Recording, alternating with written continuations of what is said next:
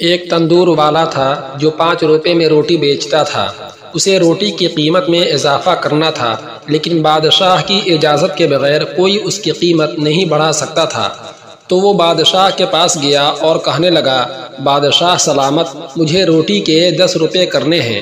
بادشاہ نے کہا، 30 کی کر دو۔ تندوری والے نے کہا، بادشاہ سلامت، اس سے شور مچے گا۔ بادشاہ نے کہا، اس کی فکر نہ کرو، میرے بادشاہ ہونے کا کیا فائدہ، تم اپنا منافع دیکھو اور روٹی 30 روپے کی کر دو۔ اگلے دن اس نے روٹی کی قیمت 30 روپے کر دی۔ شہر میں کوہرام مچ گیا۔ لوگ بادشاہ کے پاس پہنچے اور شکایت کی کہ تندور والا ظلم کر رہا ہے، 30 روپے کی روٹی بیچ رہا ہے۔ بادشاہ نے اپنے سپاہیوں سے کہا کہ میرے دربار میں تندوری کو پیش کرو۔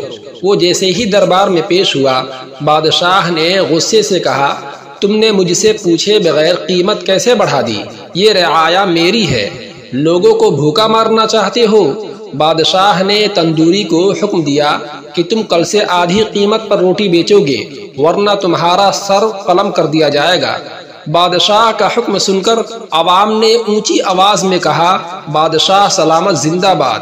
اگلے دن سے 30 کے بجائے روٹی 15 میں بکنے لگی۔ عوام خوش، تندوری خوش اور بادشاہ بھی خوش۔